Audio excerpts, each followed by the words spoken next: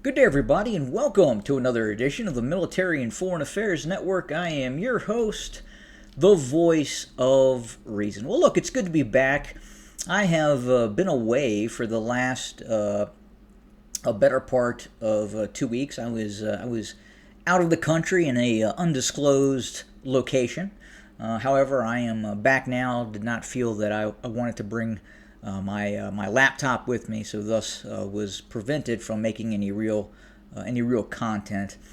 Now, obviously, a lot has happened since my last episode in terms of the ongoing war between the North Atlantic Treaty Organization, its Ukrainian proxy forces, and the armed forces of the Russian Federation. Now, what has happened?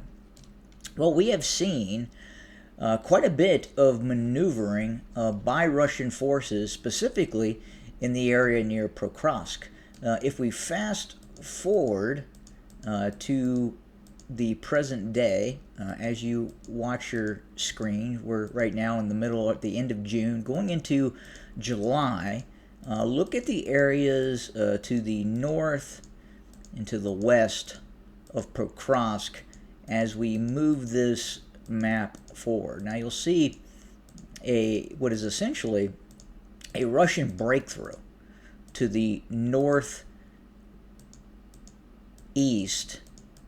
of Pokrovsk. And it's a significant breakthrough.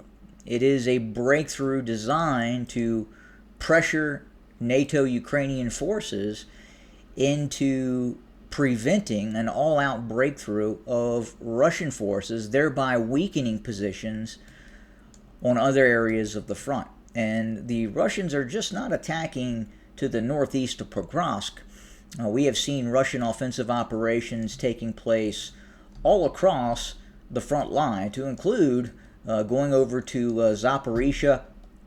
Recently, we have seen Russian forces press its offensive operation, seizing control of this town, Kamyansky.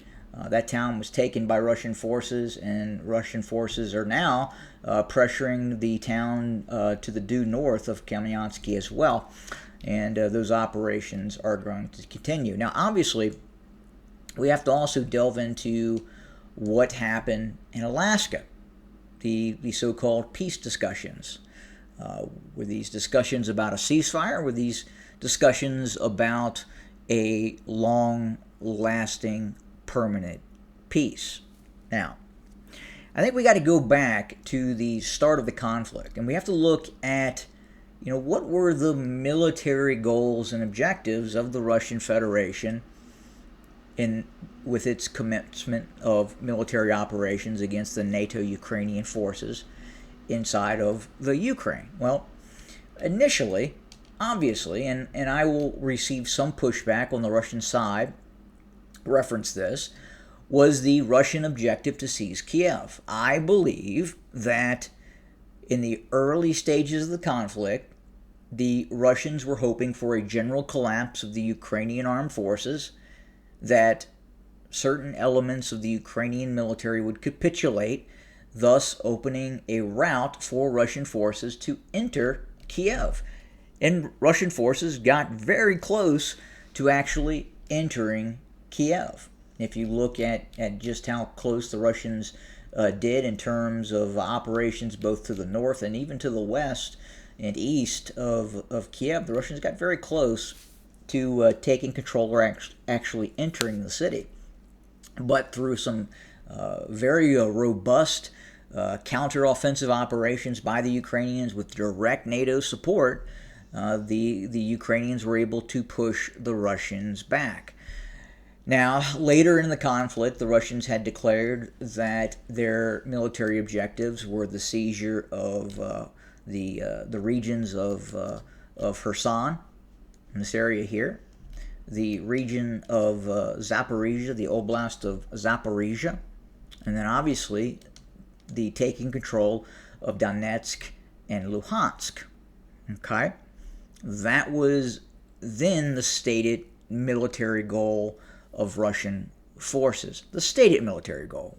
Was that the real military goal? Difficult to say. Again, we know early on And this Red Arrow operation that took place, best case scenario for the Russians was the attempt to seize control of Kiev, topple the NATO-backed EU neoliberal Western rulership of Kiev and Zelensky, and take down that regime. Unable to do that. Russian military strategy and goals may have then changed. Stated changes mid-war, or again, the seizure of Kherson, Zaporizhia, Donetsk, and Luhansk. Now, fast forward to the meeting in Alaska at Elmendorf Air Force Base. The Russians have then stipulated that in order to achieve peace, the Russians were willing to simply accept the seizure of Donetsk and Luhansk. Essentially, Ukrainian forces would have to pull out of these areas. They would have to vacate the fortified cities of Sloviansk, Kramatorsk. Obviously, they would have to pull out of Pokrovsk and other frontline cities. And there was really no mention about what would happen with Zaporizhia and Kherson. Now, if you look at both Kherson and Zaporizhia strategically,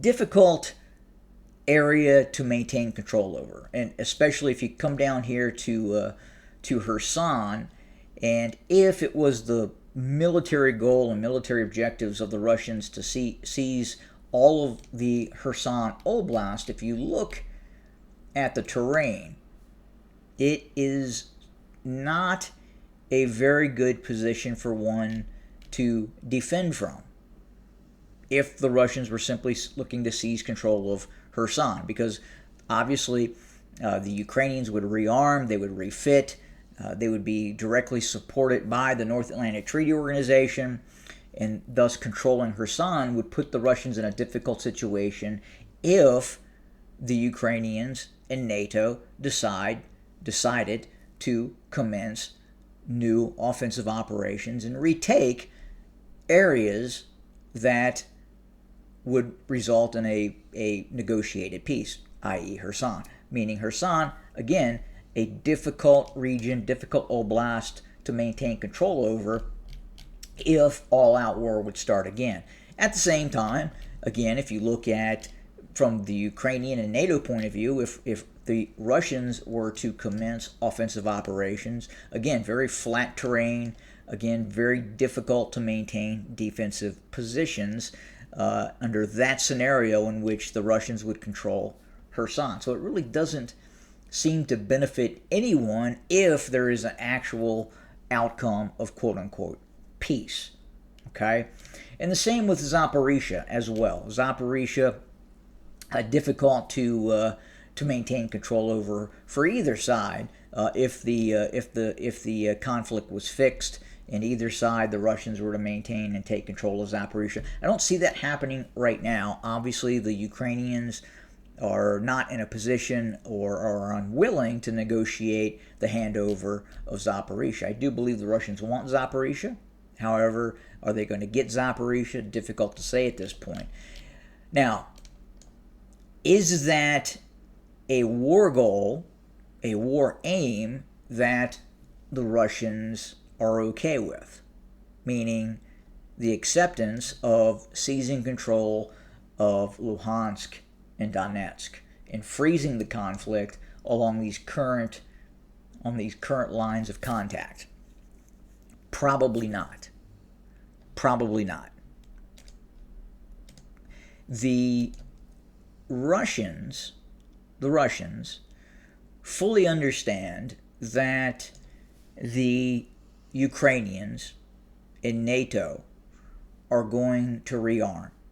They're also discussing some sort of hybrid Article 5 scenario where if the Ukrainians were to come under some sort of attack, that NATO, quite possibly, would become overtly involved in the war. Look, they're involved in the war now, more or less. However, they are not overtly involved in the war. We are not seeing U.S. brigade combat teams. We're not seeing U.S. F-35s and F-22s participate openly in this conflict. That's not happening yet. But what is being talked about is if the Ukrainians hand over Donetsk and Luhansk, and if there is another conflict, that NATO and the United States could quite possibly become directly involved in this conflict. Okay? Now, what is concerning, and I don't think a lot of people are looking at this scenario, and this is important, is what would happen in the event of an internal conflict that would take place inside of the Ukraine. Right now, NATO, the EU, the neoliberals running this war have essentially firm control over Western Ukraine. That could change. There are a great many of internal pressures going on right now, both here in the United States and obviously Western Europe, pertaining to economics, immigration, what have you.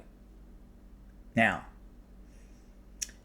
if the apple were to certainly start to rotten and the peoples, Russian peoples, living in Western Central Ukraine were to decide to say, hey, we're not so comfortable anymore about being part of this Western rulership over us, and decide to rebel against the Western European controlled regime in Kiev. Okay, I'm talking about an internal conflict, possibly with the support of the Russian Federation. What would happen? You could quite literally see a conflict start to take place if we were to freeze the conflict, hand Luhansk, Donetsk over to the Russians. You could possibly see an internal conflict start to arise inside of the existing borders of the Ukraine. Would it be a year from now? Would it be 10 years from now? Difficult to say, but you could see that happen. What would be the NATO response? Would North Atlantic Treaty Organization troops come to the aid of a Western-backed regime in Kiev over, let's say, the majority of the population? Again, the majority of the population of the Ukraine speaks Russian, right? We know this.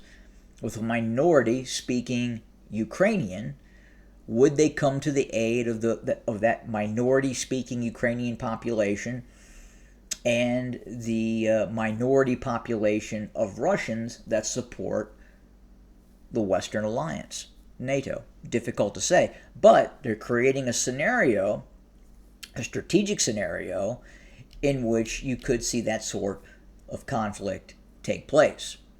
Absolutely.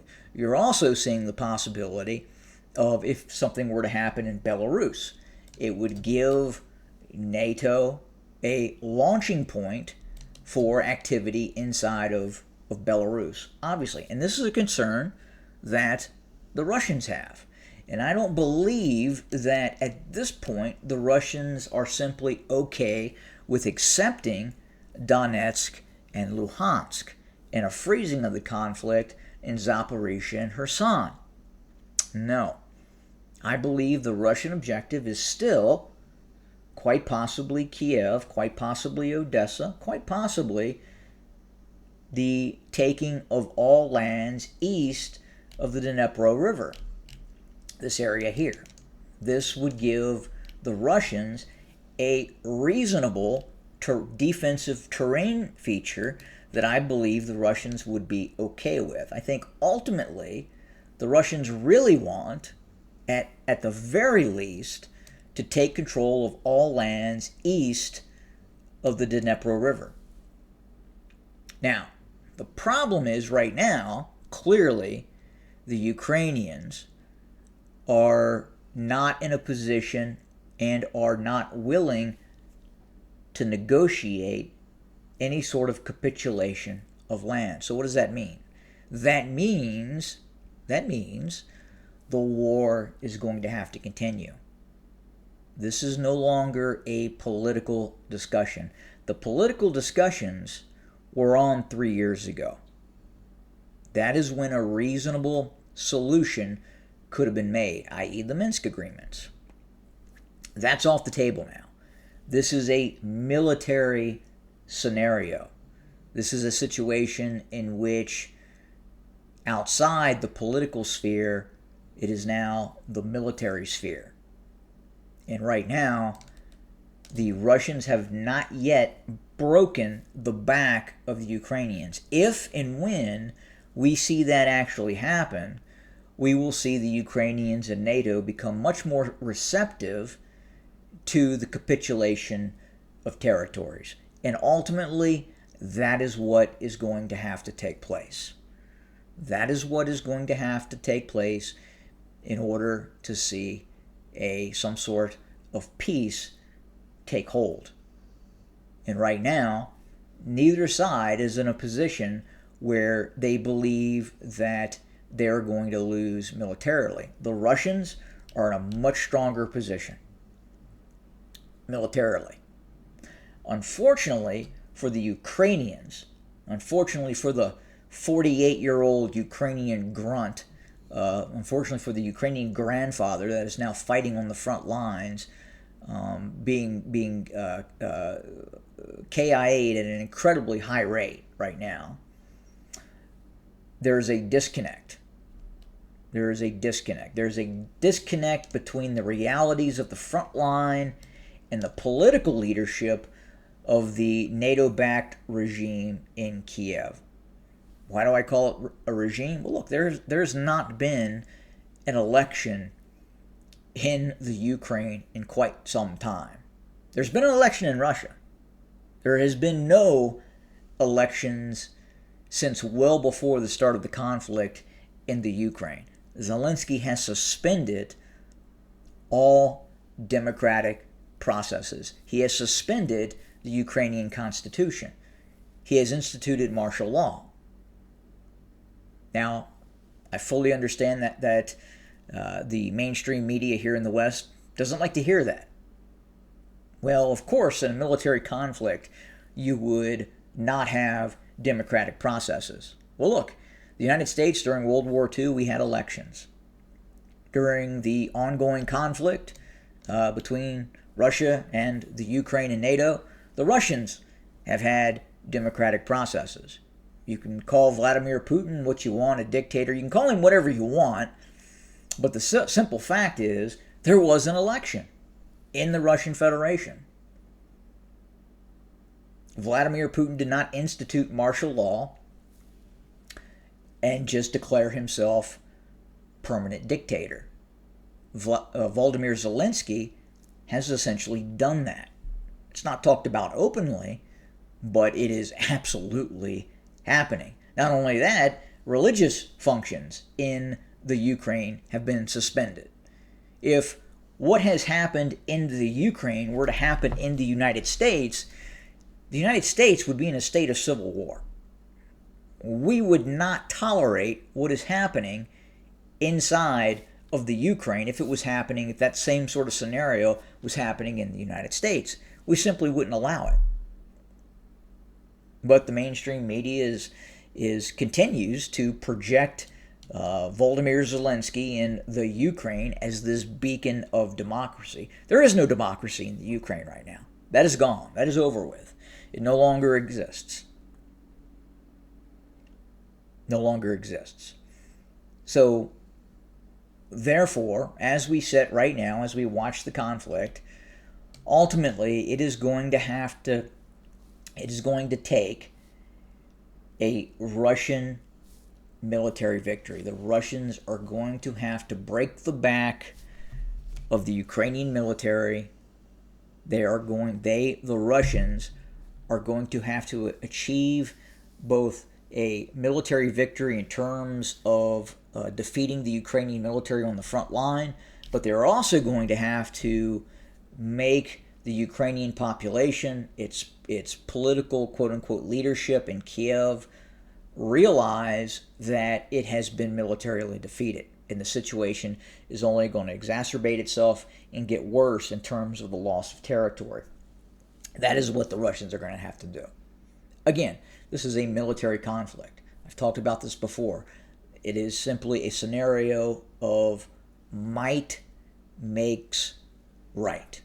We can talk about a political scenario, a political solution, a possible ceasefire, but this is no longer that. This is a war. In a war, the military winner dictates the end of the conflict. The Ukrainians right now are not in a state in which they have been defeated mentally. The Russians are going to have to do that. They're going to have to defeat the Ukrainians and make them understand that they have been defeated. Now, what does that look like? Difficult to say, but that is what is going to have to happen. Now, on the Ukrainian side, same situation. But that situation in terms of making the Russians believe that they have lost the war simply is not going to happen. It's a facade. It's a false sense of reality. Thus, the Russians will prosecute this war until they break the back of the Ukrainians. And we are watching that happen right now with some of these breakthroughs that we are seeing, the continued offensive operations by the Russians. I have no doubt that eventually Pokrovsk is going to fall, and ultimately what will happen next? What will be the next military objective of the Russians? And undoubtedly there will be another military objective, again, until they have broken the back and the will of the Ukrainians in the North Atlantic Treaty Organization in the United States in terms of providing treasure and covert assistance to the Ukrainians. Once they realize that they are simply, this war is going to continue and the Russians are not going to stop, something may change, something may happen. But at the same time, it's going to be with the Russians to prosecute the war and achieve multiple victories across the line of contact, and then also continue to strike Ukrainian rear areas, right? Continue to degrade and destroy the ability of the Ukrainians to wage war, continue to make war a reality and the uncomforts of war a reality to the Ukrainian population that supports the North Atlantic Treaty Organization and these the Western neoliberal alliance that is attempting to gain control of what was rightfully Russia's sphere of influence. It always has been. And most logical people that understand history in terms of the Ukraine, the borderlands, fully understand that it is an integral part of Russia. And until that happens, or until a military victory by the Russians is achieved, the war will continue. So yes, have been gone a bit. It is good to be back. We'll be having more content very, very soon. As always, thank you for joining us. More to come. Good day.